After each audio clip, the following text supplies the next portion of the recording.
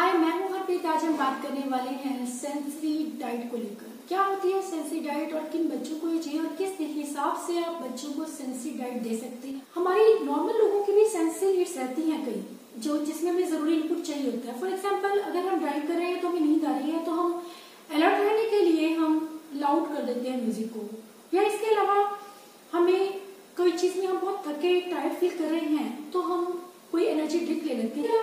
खुद को रिलैक्स करने के लिए कभी कभी हम कामिंग म्यूजिक भी सुनते हैं कि हमारा ब्रेन थोड़ा रिलैक्स हो जाए। जब हम बहुत ज्यादा टायर्ड फील करते हैं या बहुत ज्यादा हमें लगता है कि थक गए हैं, तो एक खुद को काम डाउन और रिलैक्स करने के लिए हम ये चीजें करते हैं। जो अपने आप से सेंसरी इनपुट ले नहीं पाते हैं, उनके लिए बहुत मुश्किल हो जाता है इस इनपुट को, जो अपने आप से नहीं कर पाते हैं, जो हम खुद से अपने आप से आराम से इजीली कर पाते हैं।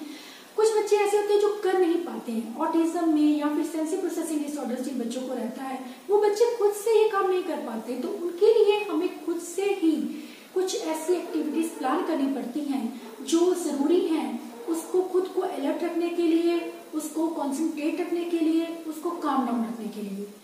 सेंसरी इनपुट देने के लिए जरूरी है कि हम सेंसरी डाइट क्रिएट करें। एक सेंसरी डाइट जो होती है वो जनरली ओटी डिसाइड करता है, लेकिन अगर ओटी अवेलेबल नहीं है तो आप खुद भी बच्चों की नीड्स को ध्यान में रखते हुए सेंसरी डाइट क्रिएट कर सकते हैं। अब हम जानेंगे कि किन लोगों को, किन बच्चों को फायदा होता है सेंसरी डाइट से। वो बच्चे जिन्हें सेंसरी प्रोसेसिंग डिसऑर्डर्स रहते हैं, या फिर वो बच्चे जिन्हें ऑटिज्म स्पेक्ट्रम डिसऑर्डर्स हैं, इसके अलावा फ्रेजाइल एक्स या लर्निंग डिसेबिलिटीज, और उन्हें अपने आप को कोप करने के लिए और काम डाउन रखने के लिए या कभी कभी अलर्ट रखने या अटेंटिव रखने के लिए सेंसरी डाइट या सेंसरी इनपुट की जरूरत होती है, जो हम उन्हें सेंसरी डाइट के थ्रू देते हैं। सेंसरी डाइट क्या है? सेंसरी डाइट ऐसी एक्टिविटीज या स्ट्रेटेजीज हैं जो डायरेक्टली बच्चों की सेंसरी इश्यूज पर वर्क करती हैं। तो क्या चीजें और किस बातों का ध्यान रखकर हम सेंसरी डाइट जो है निर्धारित करेंगे। आपने देखा होगा कि बच्चे जिनको सेंसरी इश्यूज रहते हैं, जरूरी इनपुट जो उनकी बॉडी को चाहिए खुद को काम डाउन रखने के लिए, खुद से लेने की कोशिश करते हैं। इसीलिए कभी कभी वो अजीब बिहेवियर्स करते हैं और हमें लगता है कि वो जानबूझकर ऐसा करते हैं, जैसे कि बेड पर जंप करना, सोफे पे जंप करना, इधर उधर भागना, दौड़ना, मूवमेंट करते रहना, रॉकिंग करते रहना, फ्लैपिंग करते रहना। ये सब इश्यूज जो हैं ये सेंसरी के ही चलते हैं कि उनका सेंसरी सिस्टम प्रॉपर वर्क नहीं कर रहा है। हम जानेंगे कि सेंसरी में क्या कुछ 7 सेंसेस जो मेन हमारी वर्क करती हैं वो हैं, जिनका कोऑर्डिनेशन में वर्क करना जरूरी है। वो सेंसेस कौन कौन सी हैं? सबसे पहले इसमें आती है साइट, जिसका रहता है संबंध देखने से।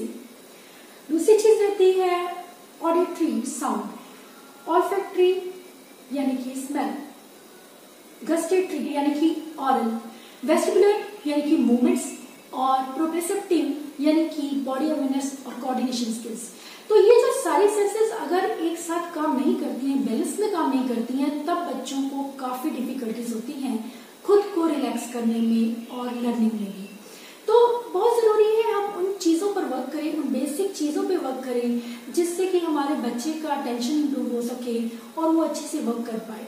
सबसे पहले तो जरूरी है उन चैलेंजेस को देखना, क्या चीजें हैं जो उसको अफेक्ट कर रही हैं या किस वजह से बच्चा आपका ऐसे कर रहा है। उन चीजों को देखने की बहुत ज्यादा जरूरत है, क्योंकि जब आप उनकी सेंसरी इश्यूज को फाइंड अच्छे से देखेंगे, ऑब्जर्व करेंगे और लिखकर देखेंगे कि आपके बच्चे में क्या क्या चीजें हैं जो लैक रहती हैं, जिस वजह से आपका बच्चा ये बिहेवियर कर रहा है, क्या वो जरूरी इनपुट है, वो एक्टिविटीज आप उस हिसाब से डिजाइन करेंगे। एक्टिविटीज ऐसी होनी चाहिए जो बच्चे की सभी सेंसेस पे वर्क करें, क्योंकि बच्चों की कोई सेंस कम कोई ज्यादा ऐसे काम करती हैं, तो ये जरूरी है कि इंडिविजुअलाइज्ड प्लान हो उसका, जिसमें उसके ही नीड्स के अकॉर्डिंग हम एक्टिविटीज रखें।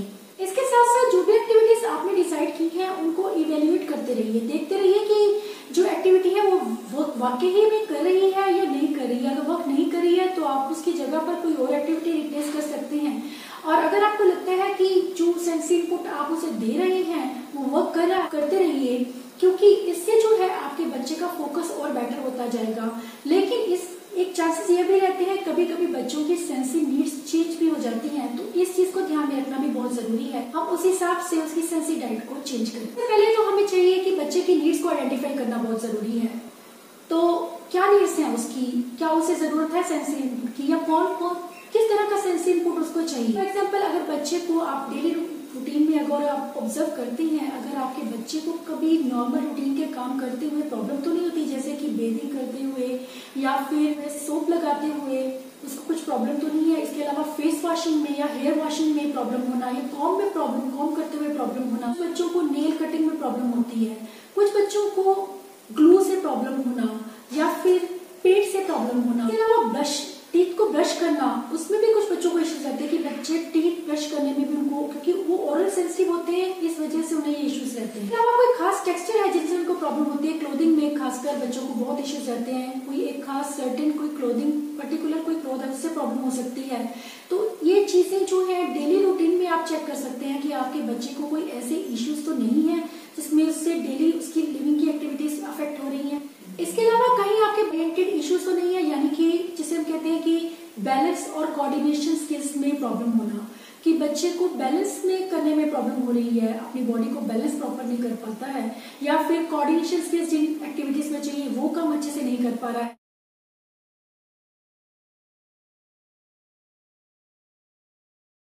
तब भी बच्चे को सेंसरी डाइट की जरूरत हो सकती है। इसके अलावा चीज रहती है कि कुछ बच्चे बम्पिंग करते हैं, फर्नीचर हो या पीपल लोगों में भी या ऑब्जेक्ट्स में भी, तो उन चीजों को भी ध्यान देने की जरूरत है। जो बच्चे टकराते हैं चीजों से, पर्सनल स्पेस की उनको जानकारी नहीं रहती है, आइडिया नहीं रहता है कि कितना स्पेस बनाकर उन्हें चलना है।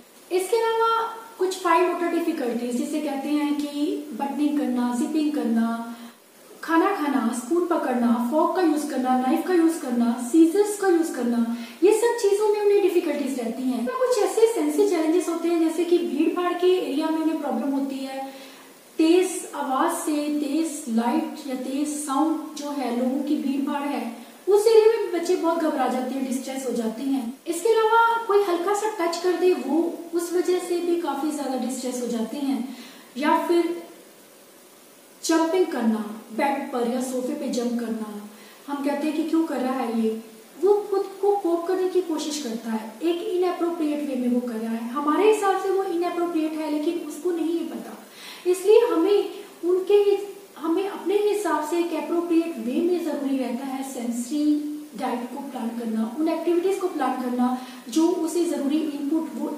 इनअप्रोप्रिएट वे में ले रहा है उसे एप्रोप्रिएट वे में ले। इसके अलावा biting for no any reason, कोई रीजन नहीं रहता, बाइटिंग फॉर नो रीजन, कोई रीजन नहीं है बाइटिंग का लेकिन वो स्टिल बाइट कर रहा है।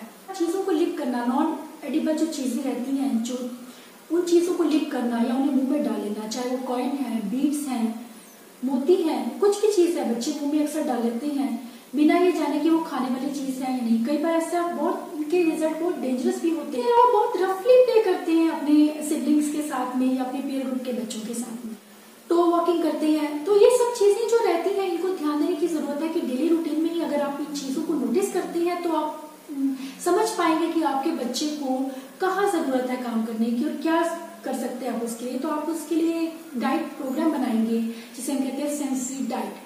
सेंसरी डाइट में वो सारी एक्टिविटीज या स्ट्रेटेजीज रहती हैं जो बच्चे के डायरेक्टली वर्क करेगी बच्चे की उस एरिया पर जिस पर उसे जरूरी है।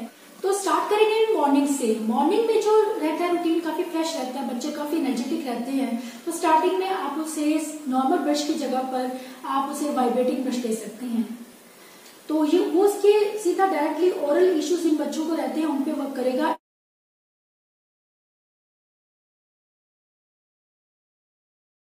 इसके अलावा मॉर्निंग रूटीन काफी ज्यादा जो बच्चे हाइपर रहते हैं उनके लिए काफी ज्यादा हेल्पफुल रहेगा कि अगर आप उन्हें जंपिंग की एक्टिविटीज करवाएं।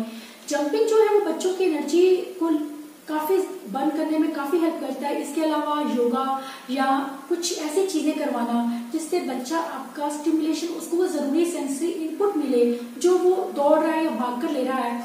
आप रनिंग ही है उसको रनिंग एक टारगेट रनिंग बनाकर करवाएं, या फिर आप उसे जंपिंग भी करवा रहे हैं तो जंपिंग के लिए बेड रादर देन कि वो बेड या सोफे पे करे, आप उसको एक जगह देखिए आपको यहीं पे करना है। आप उसे मिनी टेम्पोलिन दे सकते हैं या फिर कोई पिलो भी दे सकते हैं या क्रैश मैट दे सकते हैं, कोई मैट्रेस भी दे सकते हैं।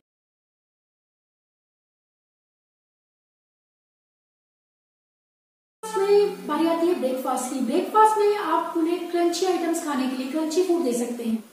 इसके बाद प्लेग्राउंड या फिर कोई हम कहते हैं कि बच्चे को प्लेग्राउंड की एक्टिविटी करवानी है। अगर आपने घर के अंदर भी करवानी है तब भी आप उसे क्लाइंबिंग करवा सकते हैं। स्टेयर्स जो है बैकपैक उसके आप कंधे पर रखकर उसको बैकपैक से जो स्टेयर्स को चढ़ना उतरना है, बहुत अच्छी एक्टिविटी है। आप घर पर ही उनको करवा सकते हैं। इसके अलावा पुशिंग पुलिंग की एक्टिविटीज, हैवी चीजें हैं, चाहे वो लॉन्ड्री बास्केट है या फिर कोई हैवी चीज है, चाहे वो बुक्स का भरा हुआ बैग है, उनको पुल करना या पुश करना, ऐसी एक्टिविटीज भी बच्चों को काफी जरूरी, वो सेंसरी इनपुट उनसे मिलता है।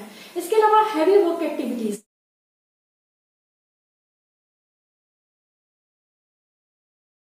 वो भी बहुत अच्छा वर्क करती है बच्चों को वो जरूरी सेंसरी इनपुट देने में, जो बच्चे खासकर हाइपर रहते हैं या हिलते रहते हैं। इसके अलावा थिक लिक्विड जैसे कि स्मूदी है या फिर कोई ऐसी चीज, थिक खीर है या फिर स्मूदी है या फिर कस्टर्ड है, उसको स्ट्रॉ के साथ खाने के लिए दीजिए। एक वो चीज जो है वो उसकी डायरेक्टली उसके ओरल एरिया पर, ओरल मोटर पर वर्क करने में। अलावा उसको हेल्प करने के लिए बोले किचन के काम में, चाहे वो कटिंग के काम है, चॉपिंग के काम है, पीलिंग के काम है, उनमें है। और वो बच्चों की नीड्स उसमें पूरी होती है कि बच्चे फिंगर्स को फ्लिक करते रहते हैं या अपने हाथों को हिलाते रहते हैं। अगर उनके काम हाथों पर हम कुछ ऐसा काम दे दें जिससे उनकी हाथों की एक्सरसाइज हो जाए, उससे भी जो है बच्चे की हाथों की या हैंड फ्लैपिंग जो है बच्चों की वो कम होती है। ये हाथों को किस तरह से उनकी मसल्स को मजबूत बनाने के लिए, स्ट्रॉन्ग बनाने के लिए हैंड स्ट्रेचिंग पर हम उन्हें नीडिंग दे सकते हैं कि उनके फाइन मोटर्स पर वर्क करने के लिए। नीडिंग जो है, नीडिंग फ्लोर को आटा गूंदना जिसे कहते हैं, या फिर प्ले डो को ही नीड करना हो।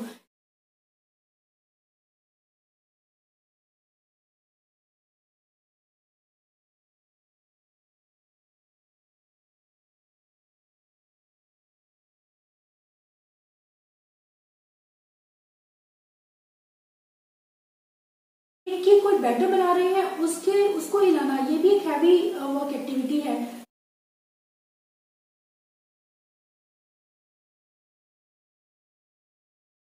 अब बारी आती है इवनिंग टाइम में। इवनिंग टाइम में जो आप बच्चों को कुछ ऐसी चीजें दे सकते हैं जो आप, क्योंकि आगे बेड टाइम आने वाला है, तो हम पहले से ऐसी चीजें उसको दें जो ज्यादा अलर्टिंग ना हो।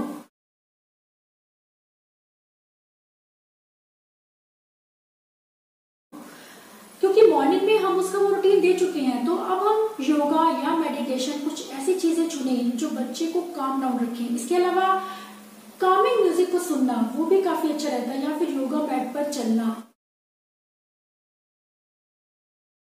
हल्का बाउंस करना बाउंसिंग बॉल के ऊपर, वो भी एक अच्छी एक्टिविटी है। बच्चों को काफी रिलैक्स रहते हैं। या फिर रॉकिंग चेयर देना।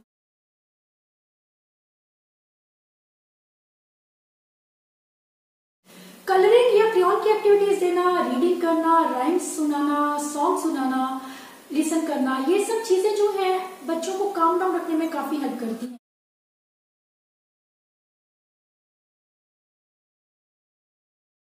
इसके अलावा कुछ स्क्वीजिंग एक्टिविटीज दे सकते हैं आप उसे काम शांत रखने के लिए।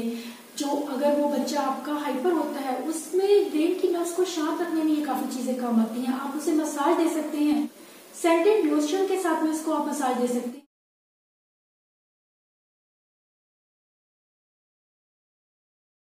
स्ट्रेस बॉल को स्क्वीज करना। इसके अलावा डार्क रूम में प्ले करना फ्लैश लाइट्स के साथ में, कोई ऐसा टॉय जो शाइन करता है, या फिर कोई सेंसरी बॉटल दी जा सकती है।